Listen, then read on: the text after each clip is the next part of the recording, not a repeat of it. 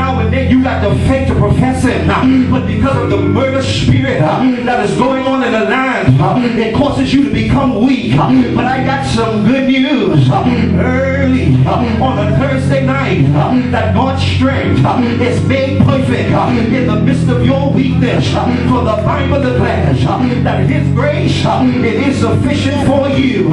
Is there anybody just believing God under the sound of heaven? Because you need more grace. You need an impartation. You need a little inspiration, a little motivation.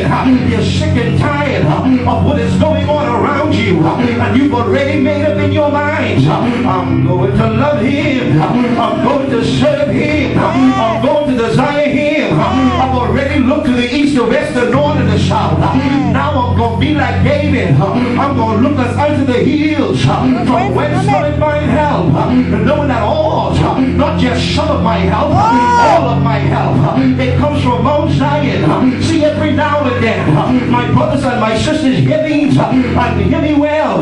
What the enemy going to do is back you in a funny disposition. What are you going to do is keep you in a corner and have your mind tied up. But when you got a relational link with the mercy seat of heaven, you understand whose you are and whom you are. You understand unequivocally, without any form of compromise, that God is still the dream of life that makes realities. I don't know about you, but Christmas came and Christmas gone, but the life got to go on. I still got to worship. I still got to bless Him. I still got to honor Him.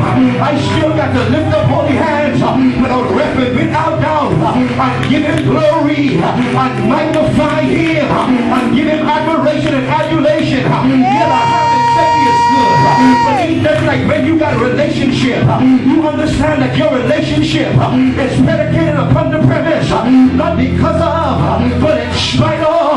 Somebody said that through it all, I've learned to trust in Jesus, and I've learned to trust in God.